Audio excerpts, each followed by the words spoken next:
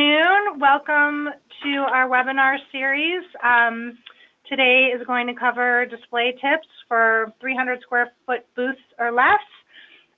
We've got an operations expert with us in case you have questions at the beginning of this webinar. We're going to cover operations. And I'm going to turn it over to our professional and expert visual merchandiser, Matthew Goodman, and he is going to present the webinar. Take it away, Matthew. Thanks, Nancy. That's so kind of you to introduce me, and it's great to be back, and thanks for having me. So today's seminar and webinar is titled Making Grand Stands Display Tips for New Exhibitors. It is geared toward exhibitors for the upcoming International Home and Housewares Show for 2018, and it is in support by the International Houseware Association. All exhibitors are welcome to partake in this webinar, and it is primarily focused on grooming display presentations for our new exhibitors with booths up to 300 square feet. If you're a returning exhibitor or have a booth that's larger, I am hosting another webinar in January called Fundamentals of Display Tips. And we'll be discussing things that are more geared to, booths that are larger and for returning seasoned exhibitors. So this webinar is being recorded and will be posted on the IHA website under the Education tab. For further information or more introductions, please contact Nancy Michael, who is the Senior Manager of Trade Show Business Development, or your sales representative at 847-692-0139. Sorry about that.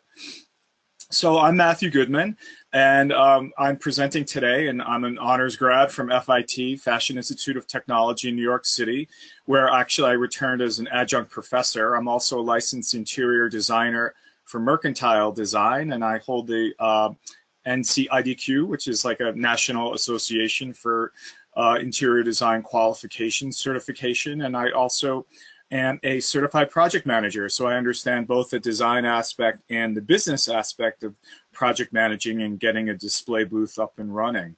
So welcome to take a picture of this. This is my contact information, and I am available to IHA show members for consultation, and of course I'll take and answer questions throughout this presentation.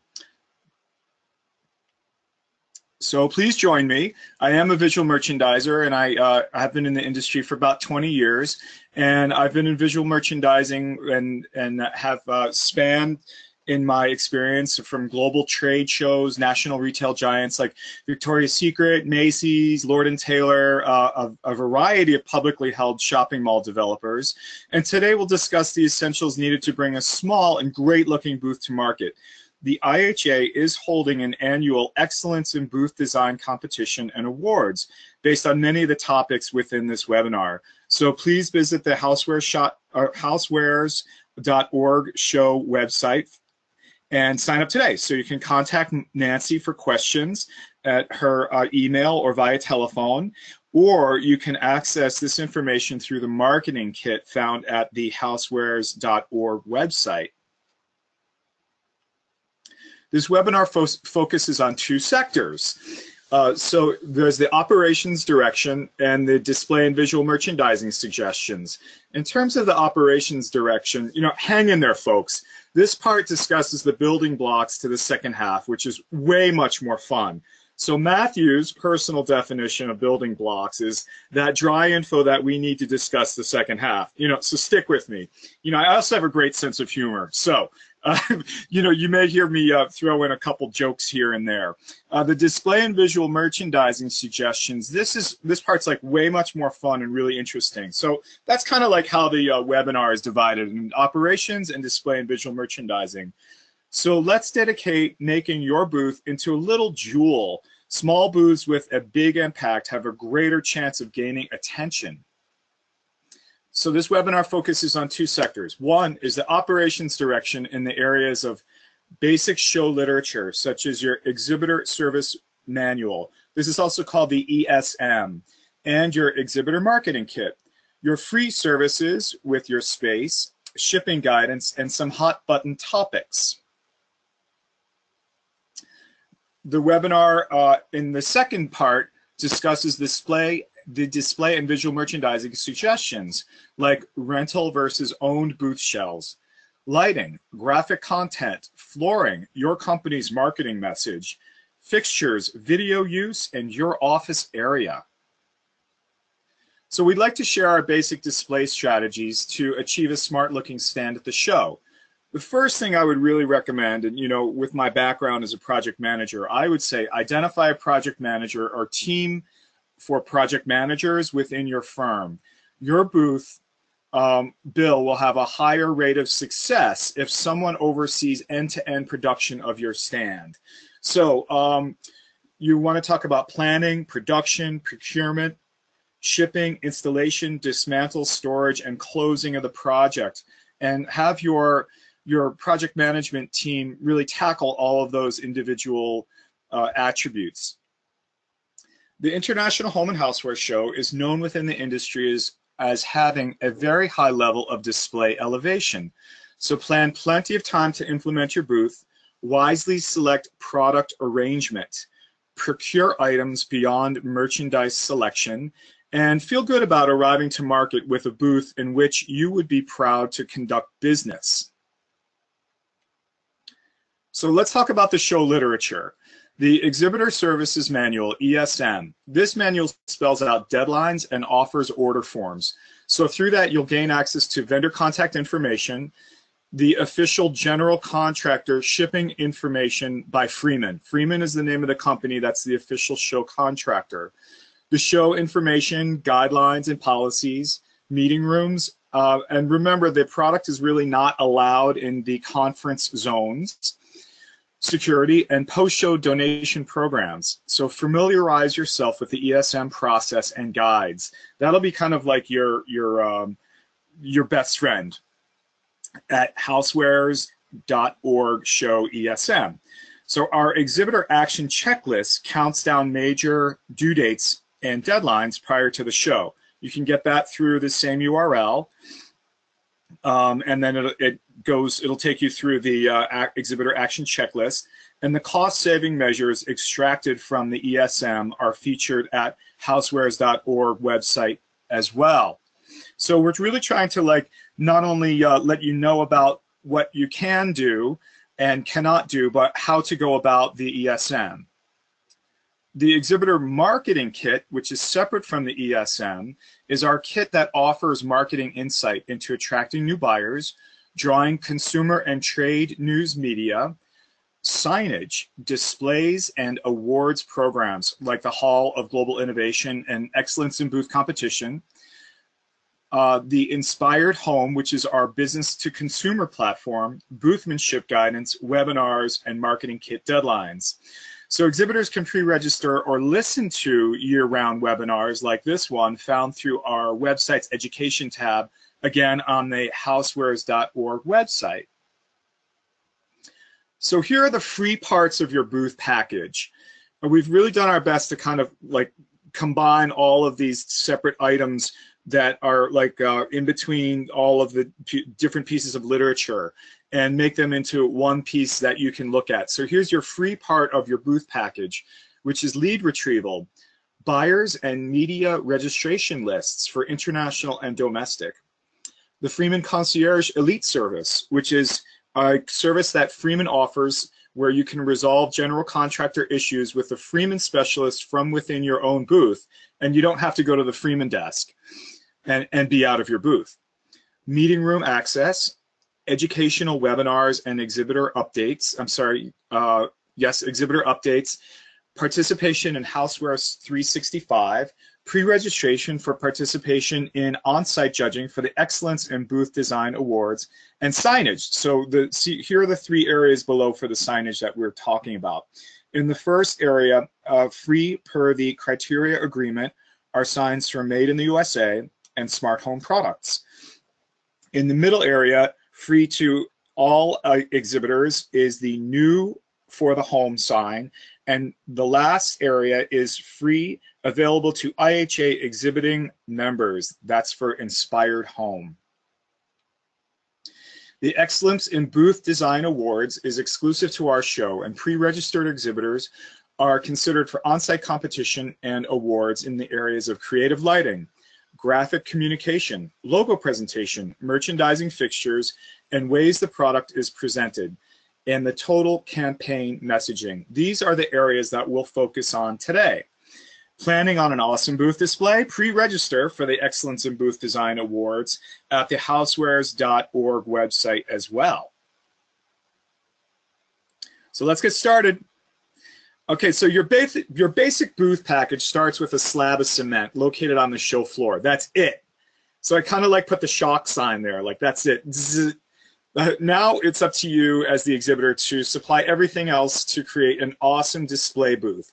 So your responsibility as an exhibitor is signage, flooring, walls at 8 feet, and booth display elements. And so, like, I put that picture of the blank exhibition hall in there just to let you know pretty much what you'll be arriving to. There are 3 basic ways to approach attaining your booth display. The first is the Freeman turnkey booths for general areas, and another area called Discover Design. The second way is the exhibitor-owned booths, and the third way is the exhibitor-rented pop-up booths. So let's talk about those a little bit more. This is the slide dedicated to the Freeman turnkey booths for general areas. I'm going to show a second slide that looks like this, but please take note of the 3 types of renderings that are at the top. These are like the types of like turnkey booths that Freeman has. Let me talk about some attributes. There's no shipping of your display, so there's lower material handling costs. The Freeman turnkey booths would be ready for your arrival 1 day prior to show opening. Additional display accessories are available as well, and they're discounted if they're ordered 30 days prior to move-in. Freeman offers custom designs to fit many budgets, and this can be enhanced with your own accessories or with Freeman's rental furniture. So the International Home and Houseware Show does not allow use of pipe and drape. Whether a turnkey or custom, the rear of your booth package must be finished in a neutral color to face your neighbors. So Matthew, we have a question. Oh, okay, that's great. The question is, can I use my own drapery on the back wall? I've done this at other trade shows. So the question is, can I use my own drapery on like the back wall from other, as used in other trade shows? Yes. Yes, I mean, you have to actually go through your sales manager for like review of where this is going to be located and for their permission. But you would be able to, but you have to have the right permission to do so. So please go through your sales manager for that. I hope I've been able to answer that question. If you do have any other questions, please feel free to ring in. This is the second slide for the turnkey booths by Freeman. And again, there are 3 other renderings, so there are like a total of 6 renderings that I'm showing you of what like the Freeman turnkey booths can look like. So you can take advantage of the discounted rate set by the dates prior to the show. To receive the deepest discounted rate on select items, place your order online prior to the discounted deadline of February 1 of 2018. So after February 1, this fee will increase dramatically. Mark your calendars. Guys, can I actually put on my elementary school teacher hat and repeat that? So after February 1, this fee will increase a lot.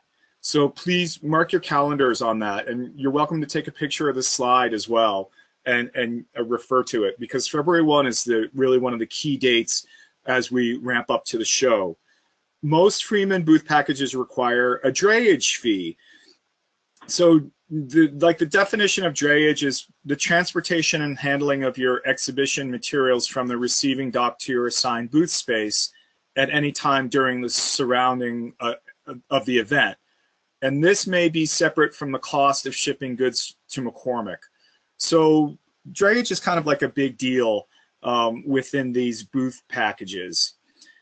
Be sure to ask your Freeman representative about incorporating a drayage and extra rental accessories into the fee when costing out your booth in advance of the show.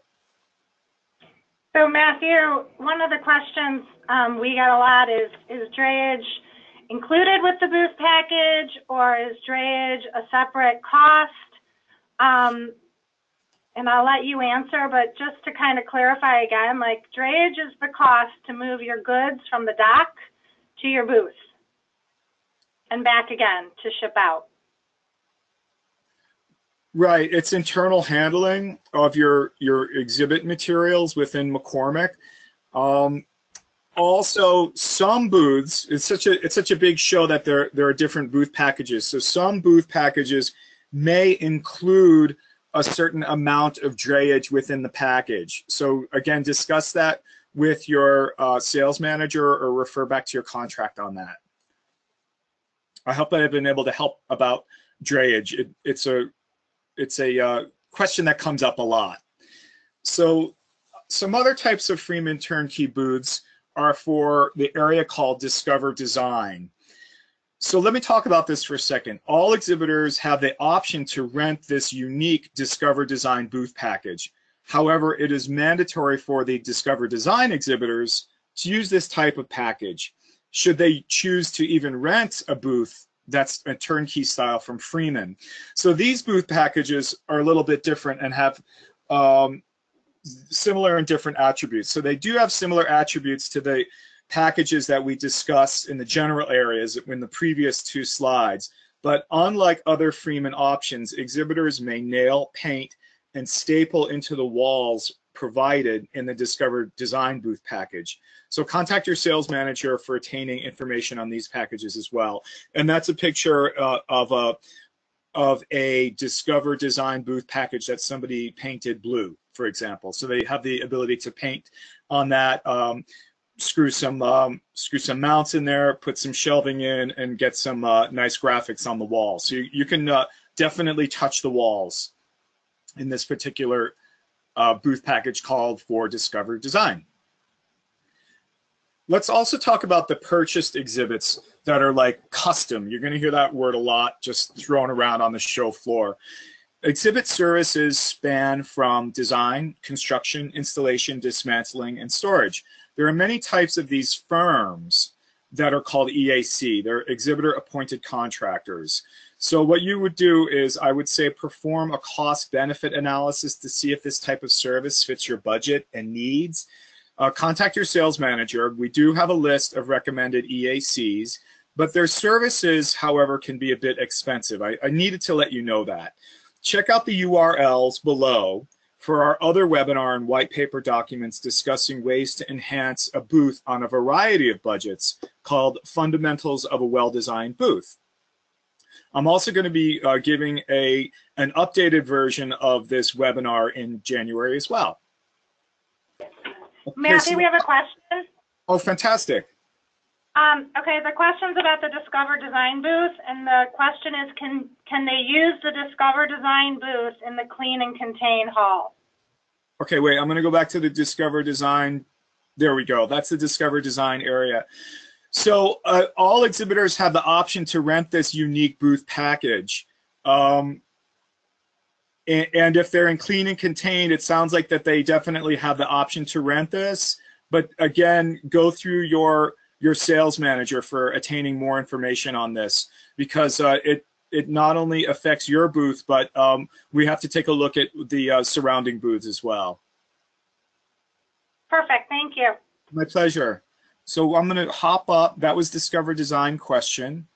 We talked about purchased booths that are custom, and then the pop-up exhibit booths, which can be rented or purchased. So pop-up displays can be rented or purchased. And you know, if you guys have been to a lot of trade shows and pre-season, which I have a feeling much of our audience is, you've probably seen these types of booths around a lot.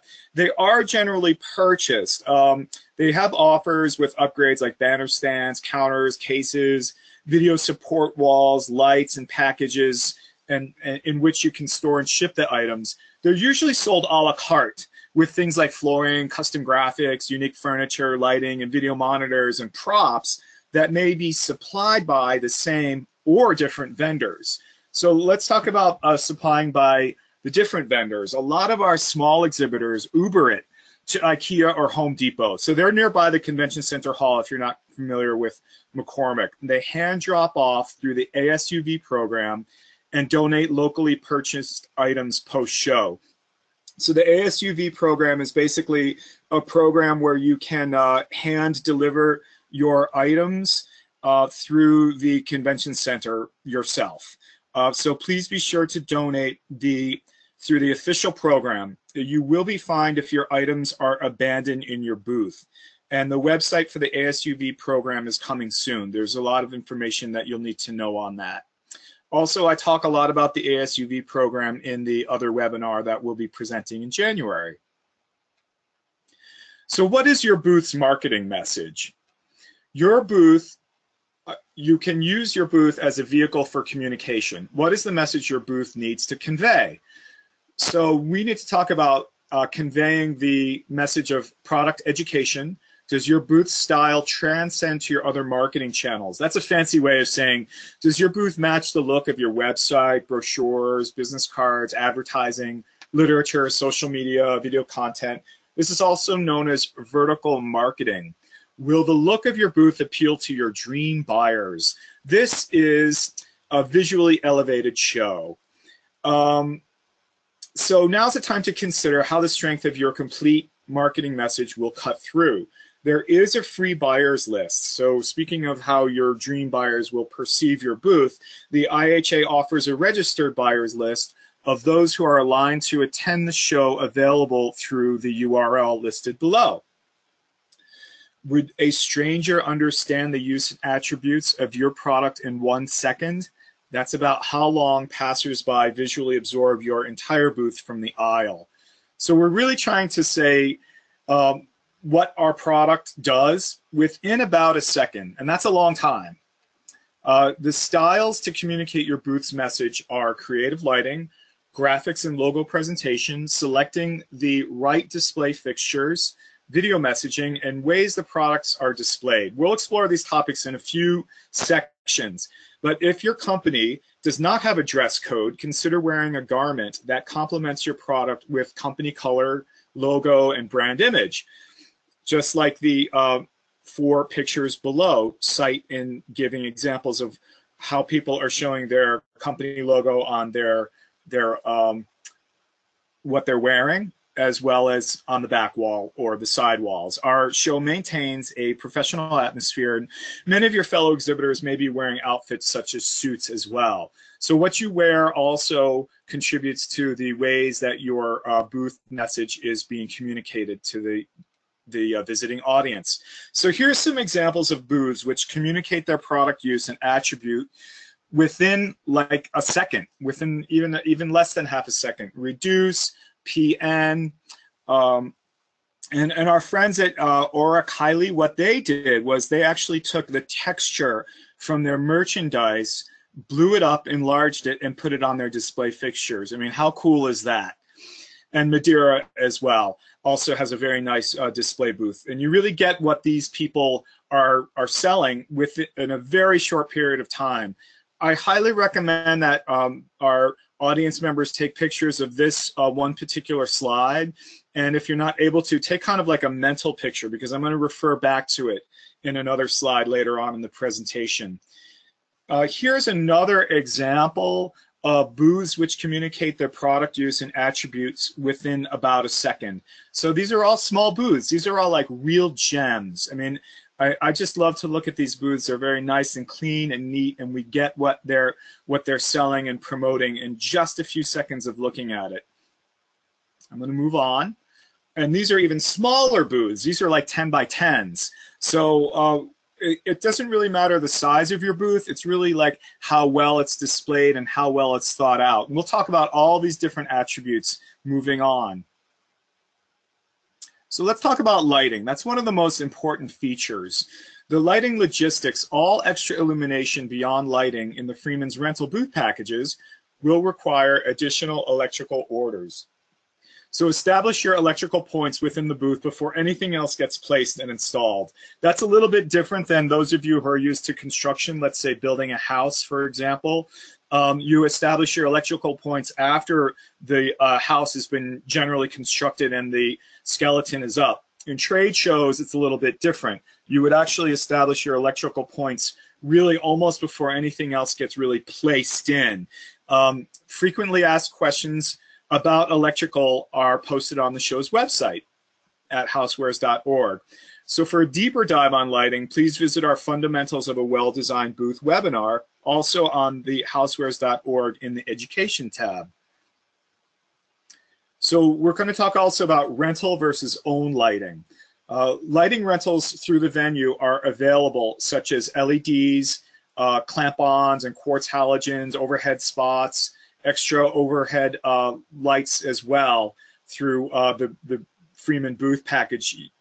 You can get that beyond what's offered through the general package. So thinking about renting extra lights from Freeman, visit the ESM at housewares.org, or you could purchase your own lights. So like big box retailers, like the big box hardware retailers, they carry their own track lighting kits and individual lights and bulbs that can be actually added to the kit. Online retailers offer specialty things like LED rope lights, quartz halogen, and incandescent lights. The types of lightings typically that are on site, well, let's talk about this. So prevent against dimly lit venues and areas. Supplying extra lighting will protect against dim hall lighting and potentially negatively impacting your show's performance. Depending on McCormick's, lighting is really not enough. Exhibitors are encouraged to attain extra lighting within their display booths. So here's an example of like the general ambient lighting below. So this will allow for general illumination for task and safety, but it's probably not going to be enough to correctly show your product. So let's move on to like how to show your product. And these are examples that are mostly from the Housewares show. So the color rendering for an incandescent A lamp, that's the technical term for that type of light bulb, like when you get an idea from the old-fashioned cartoon strips is when an A lamp comes on. The color rendering is warm, you get some general illumination.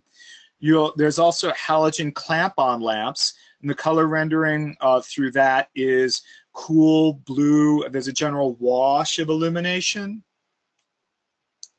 Moving on to the PAR lamps.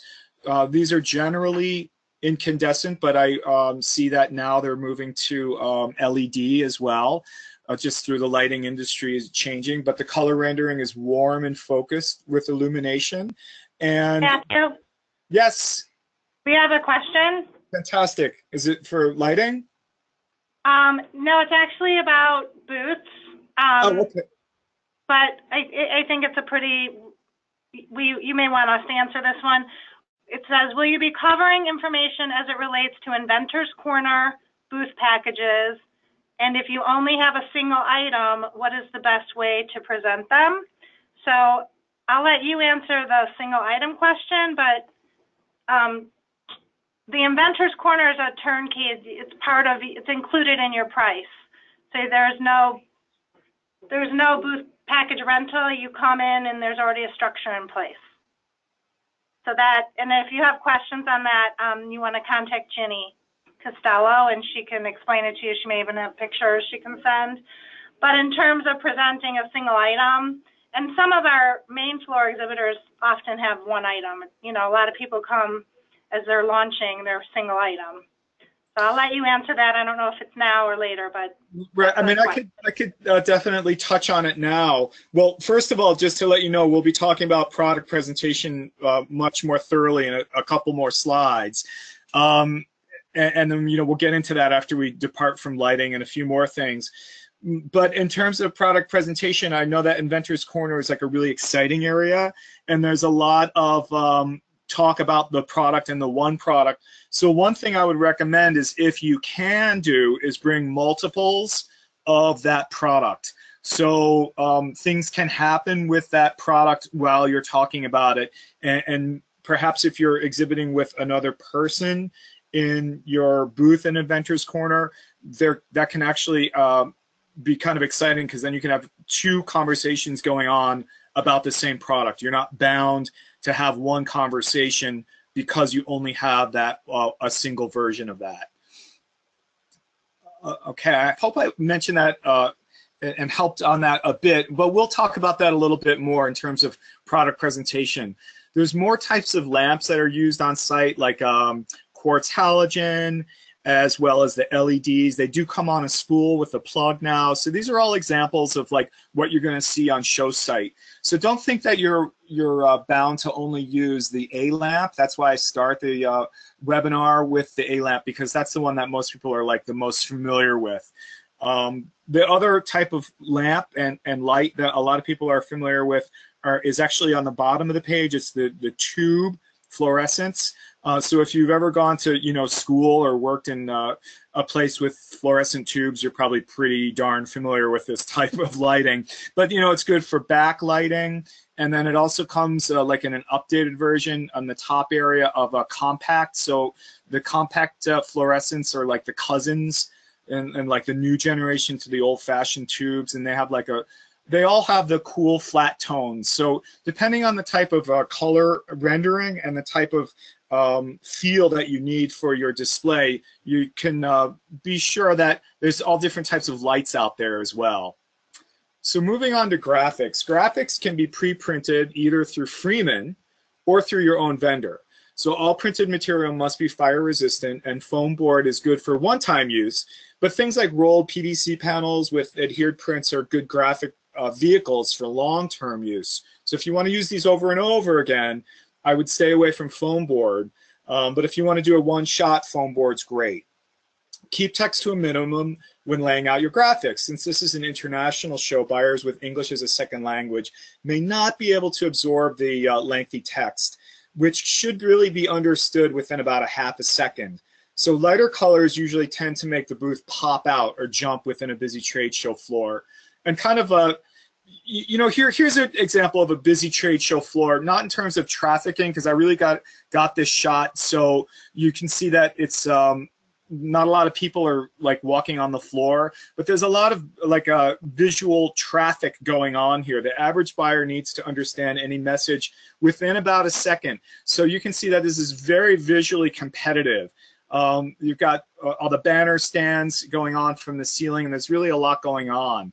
Now I took the same exact shot and I circled it. Here's a neighborhood with small booths. So that's kind of like your shocker as well, like your zzz moment. Your booth could be in a neighborhood like this. So I kind of needed to let you know, we looked at the booths individually. Now we're kind of pulling out and looking at all the booths together. So this is really kind of like a really good way to say, hey, this is what a neighborhood of small booths could look like within the entire show floor. The logo placement. Logos and graphics can be either pre-printed through Freeman or another vendor. Keep in mind that the fire resistant materials must be used. And I'm just going to skip down a little bit. Traditionally, companies place their logos at eye level, centered on the back wall and on the side walls adjacent to the aisle. So I would not really recommend placing your logos really lower than 5 feet on the floor. This area might be blocked by people. And you know what? Let's hope it's blocked by people. That means that there'll be people in your booth. So check out a video on logo placement for a typical 10 by 10 booth by our recommended vendor called Display It. And they actually talk a lot about where to put your logo within your 10 by 10. That's a really great video that's on their Facebook site. So here's some examples of logo locations. On the upper area can be the upper side walls, and on the lower area it is in your back wall location. And I actually purposely put in on the upper side wall to the top right, our friends at Sophistiplate, they actually put their logo in a circle way up top to the top of their booth. But if you can look at their neighborhood booth right across the aisle from them, there's a series of logos that actually go down below 5 feet. You can see now why we're not recommending to put your logo really lower than 5 feet. People may be blocking your logo. Consider photos of your merchandise in action combined with your company logo. Keep your graphic layouts in the same style as the rest of your marketing and communications. This is called speaking with one voice or vertical marketing. Most printing services accept vector images, which allow a clear definition for best printed results. Vector graphics are usually created in a program like Adobe Illustrator and have a file ending and extension like AI or .ai, .eps, and .pdf. Most printing vendors prefer to receive artwork with no less than 300 dpi, which is dots per square inch. Use stock images for a small fee if you need to, or free. Some stock image sites are like Shutterstock, iStock, Pixels, Burst, Shopify. So exhibitors with small booths are not permitted to hang company identification signs from the ceilings of McCormick Place. Here's some great things about graphics that educate. I think that there are some really fantastic things about graphics that really move the merchandise and really tell what the product is about. Like, for example, in the top left corner, experience leak-proof storage.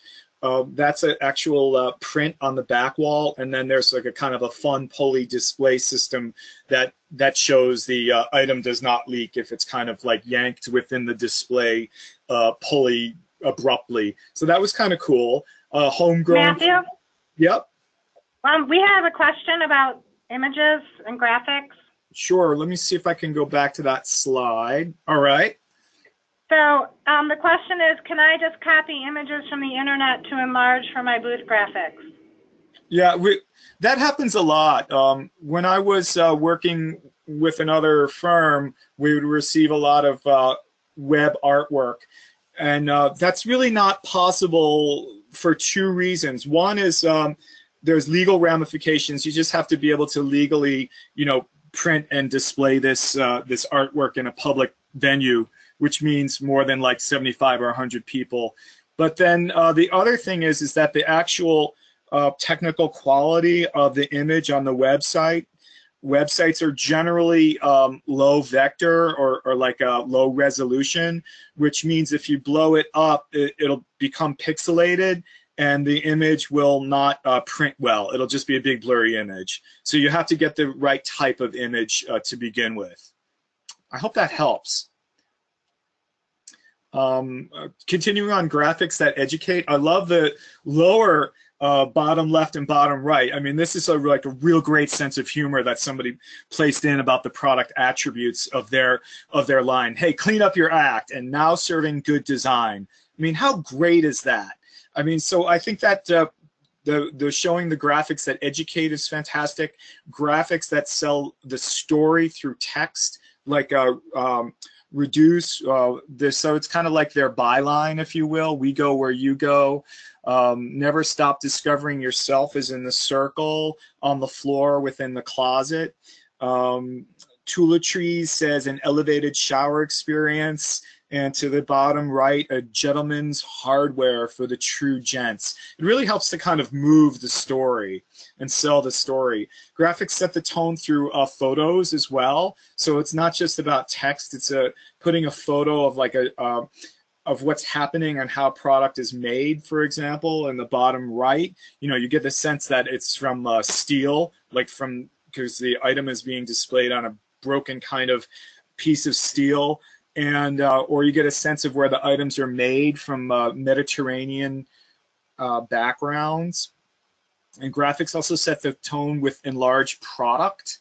So Thermos and Alfie, Eva Solo, all enlarge their product next to their actual product. So I think that's just, if you don't have an idea of how to decorate your booth and come up with what to do with a blank wall, why not just show your product in a nicely enlarged way? And again, our friends at Orla Kiley place their texture on all of their fixtures as well. I think that was just a really nifty way of showing the texture and the pattern. Graphics show product in action. So all of these areas show the product in action. So they have the product in front, as well as a graphic of the product showing how it's supposed to be used.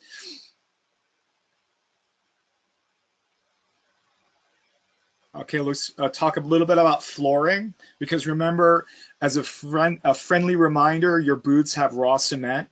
So the Freeman company offers basic gray carpeting with the previously discussed turnkey booth packages. There's a selection of carpet colors and textures that Freeman offers. They also have carpet printing services. You know, that's an interesting one, carpet printing. They have floor padding, but guys, you know, please also, I'm recommending to wear comfortable shoes and foot protection, something like, you know, Dr. Scholl's. Exhibitors can use their own fire-resistant flooring, tiles of wood, carpet, interlocking foam, plastic or rubber, hardwood panels, such as wood panels on the roll, printed laminate, printed carpet, printed adhesive applications. So please don't apply adhesive graphics directly to McCormick cement floor. We don't want you to miss your flight by the fact that you'll be, you know, peeling up things off the floor, and it's really not a great thing to have it on the floor. So much of your flooring budget will consist of drayage fees. I think that's the word of the day. The drayage definition we talked about before, and this fee may be separate from the cost of shipping goods to McCormick. Danger, drayage fees can be a lot of money, and they are determined by pound weight. So be sure to incorporate your drayage fees when performing your pre-show cost evaluations. And also be aware of your aisle carpet color prior to selecting your booth carpet color, so you don't appear to be like engulfed by the surrounding carpet, surrounding aisle carpet. So for example, you don't want to select a black booth carpet when you know you've got a black aisle. So the show aisle carpet colors are listed by section on the Freeman website. I just went onto the Freeman website to double check today, and they're going to have their 2018 dates up shortly. So I just wanted to let you know that if you see the 17, don't be alarmed. The types of on-site flooring beyond carpeting, I don't think I really need to show a picture of what carpeting looks like, but there are wood tiles, there are flooring strips, foam tiles. Our friends at Swell used foam, and linoleum roll as well. So I'm going to move on to fixtures. So the fixtures are the pieces of furniture that showcase product. Display fixtures perform to assist in promotion alone or as a support during the sales discussion. So they perform a couple things, but what you need to do is do the cost analysis before deciding to use a custom fixture, because stock fixtures may just do the trick. Consider the merchandise and its packaging before planning for its focus area on the wall or on a floor displayer, and aim for how your merchandise will present itself to a buyer. Many exhibitors try to emulate how their merchandise will look on the store shelves, which gives buyers a glimpse of how your goods will be featured and how they'll move within the retail environment. So here are some types of fixtures and fittings. On the top are stock fixtures, and some of the stock fixtures, I mean, on the top left, you get it, it's a table. But to the top right, that's actually a stock fixture. That's not custom. You can buy these fixtures that are very kind of like modern and sleek looking. And on the lower bottom left and bottom right are custom fixtures like our friends at Utopia put on display, etc., to kind of look like a kitchen. The fixtures also serve as sales functions, and they do things. They perform certain things in the show floor. For example, on the top area, they provide education. Our friends at Nespresso actually wrapped a description of what the product does and the attributes around the display fixture. And they also, to the right, there's a really great display fixture of the bathtub, and it really sets the tone as well. And you really get the fact that, hey, you know, these guys are selling, you know, something to do with bath accessories. They also assist in sales. So a display fixture is kind of like your second hand, if you will, in a sales presentation. So there are examples on the bottom left and bottom right of people selling from their display fixture. So fixtures are really important. I'm going to just talk a little bit about video use as well. You know, we're becoming a very video society. Videos create interest to draw visitors from the aisle. Keep video monitors elevated to eye height and present the video in the same style as the marketing message. Exhibitors have the option to rent video monitors through the official audio visual vendor, but check the prices of the rental and compare them to retail prices. Consider that it might be less to purchase equipment once in Chicago and donate it post-show. You must secure your monitor so it doesn't walk away, guys, and donate it through the official donation program if you'd like to do that. And do not abandon your monitor in your booth because you will be fined. So though there is a free Wi-Fi at the show, it's advisable to have videos played from hardware such as a thumb drive or a disc. Wi-Fi service can, depend on the amount of users at the show. So I would depend on hard instead of a Wi-Fi. Most successful trade show videos, let's talk about the software, are 5 to 7 minutes in length, explain the product attributes and company services. That they're really well paced. There's compelling music with possibly an engaging voiceover. They have solid on-screen copy points, and they present in the same style as the marketing message.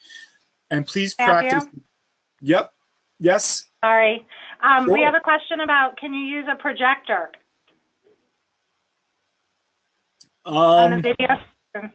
There's a front and rear projectors.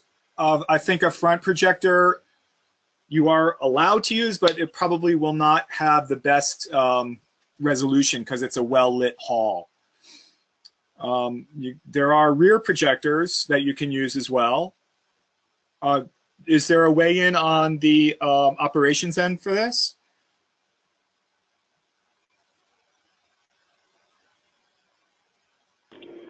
Could you please repeat that, Matthew? Oh, sure. Is there a weigh-in? Is there an opinion on the operations end of this for projectors? I mean, I think you can use it, but I think the resolution would be hard, particularly with all the lights, depending on what your neighbors are doing with lights, the overhead lights. I wouldn't recommend a projector, but you could if you wanted. Right. I agree about that. I mean, there's no rule. There's no hard and fast rule saying you can or cannot use it, but generally the easiest and most compelling way is to use a monitor. And I hope we've been able to answer that for you. Within your video, continue to speak with one voice for a seamless presentation. And please practice the good neighbor policy by monitoring your volume control to keep from disrupting other businesses in your neighborhood. And so the types of video presentations you'll be seeing on site are ones that use one voice and they project to the aisle. They're also self-projected, like within the display. And some are interactive, so it's kind of like a hybrid of video and computer touchscreen. And also you'll see kind of like videos that run continuously that are videos that feature attributes to nearby product, and video support graphics. So our friends, for example, at the Smart Baker, their video, I actually have like an overall to the bottom left and the bottom right. I have a detail, and you can see the video actually picks up directly what the graphic shows as well, that they have kind of like a ring around the cake that you bake with. So let's talk a bit about your office and storage areas. Included in the areas, please put in your floor plans when laying out your booth areas for coat and shoe storage. These are really easy things to forget because we've got so much on our mind to get together our booth. Tech gadgets and wires that need a home, collateral for giveaways, small files. Your office area can be a small conference area. So conference areas that are not required are to use seating. So you're not required to use seating at an office area. Keeping a bistro table free of seating can add to a quicker conversation, higher turn of buyers, and booth traffic. And I actually learned this tip from another exhibitor. If you keep an open laptop on your conference table, apply your logo to the top of your open laptop, therefore exposing your logo to the aisle. Here's some examples of meeting areas that are casual, like our friends at Black & Decker. And then to the top right, we also have an area of the bistro table that we talked about, and then more of a formal gathering area as well. So these are all like kind of smaller booths that offer meeting areas. Our friends at Tavolo angled their back wall, so they have like a storage area, which they've carved out of their booth. And then to the bottom left, it's more of a detail area of Tovolo. They have kind of like a hidden concealed door just by running the graphic right over their door. Smart Baker has, in their 10 by 10 booth, they have their own storage area right behind the video monitor. And check out our friends at 360 Knife Block. What they did was they took their octagonal size shipping crate, put a custom tablecloth over it, and in the back of the shipping crate, they have access doors. So that actually serves as their storage area, as well as their display fixture, as well as their shipping crate. So they kind of like really got it all down in a couple different shots there. So this is my favorite time of our webinar. It's the product arrangement. Placing your product with graphics will convey special activities within our show. Product attributes, and what's special about this product that sets it apart from its competition? Is it a deal? Is it a price break? Are there incentives? Is there a show special and a promotion that's available to this show only, like beyond pricing, like shipping for this show only? Displaying similar goods placed together can increase units per transaction. UPTs in the field, and entice buyers to purchase a wider selection and demonstrates flexibility in the retail environment. So let's talk about your product arrangement. I'm going to introduce the new hero. It's very important to arrange your goods within your display with a strategy to increase sales. Most place the most important items in the visible areas. These items will be poised for the most sales, highest volume of inventory, and visibility. We will call this your new hero. Bring your extra heroes for photos, display, or repeat merchandising. Kind of like our question for that we had earlier about what to do with Inventor's Corner. For a deeper dive into product visual merchandising, visit our other webinar, which is posted online, or I'll be kind of like redelivering it with updated slides in January. So your new hero can be placed at the top of a pyramid. So we kind of get, like, for example, in the top right, that the hero is the teapot. Or it can be shown in a family on the bottom right. So that's like your hero. You're heroing out your product. Continuing on about product arrangement, I'm going to introduce the Sidekick. Next, place your secondary items surrounding your new hero, or in spots where it'll be physically easy to refer to when discussing newness. We'll call these your Sidekick pieces. So sometimes the Sidekick arrives with high visibility, and sometimes he might sneak in unexpectedly. So here's some examples of the Sidekick placement. On the upper area, visible sidekicks are definitely like the smaller coffee press or the bread holder. On the lower area, the Sidekick creeps in, and I would say that the Sidekick is actually in the bakeware on the lower left on the bottom shelf. I would also say that the Sidekick is being talked about and handled as the toaster in the spotted merchandise, because it really looks to me like the hero is the hot water dispenser. So sometimes he sneaks in, and sometimes he's like a highly visible arrival. Okay, your ancillary items for add-ons can be placed in tertiary areas of real estate. So, what does that mean? We'll call this style of merchandise your flow of goods. These items can float between your stories, creating a flow and possibility to increase sales. Continuing with our analogy of a superhero film, these items play the role of the townspeople, in that they sway easily to the situation and they add to the story. So can you identify an item in your product line that will float well, whether in high or low tides? So for example, on the upper top left and right, these items can be placed kind of anywhere. They're like the spoons or the whisks. They kind of go anywhere with the story to, enhance the story. On the bottom area, this is a really good example of the flow merchandise playing as the part of the townspeople. Like, for example, I put in like a horror flick, black and white of like, we'll get that Dracula. But really, to the bottom right, the flow merchandise are the shot glasses and the bowler glasses, because I would say that the the hero is probably the martini glass, and the sidekick is the martini shaker, something like that. I mean, the hero is probably the wine glass as well. But you guys kind of get the fact that without the whole family of the hero, the sidekick, and the townspeople, that the whole family really wouldn't move well within the merchandise selection. So that's kind of like my theory. Okay, so the villain. Don't let the villain attack your merchandising. He can possibly erode sales within your booth, present cluttered presentations where product is blocked by other products. There's no marketing message that cuts through. There's poor strategic product placement that happens. Fixtures won't show merchandise well, and messy work areas prevail.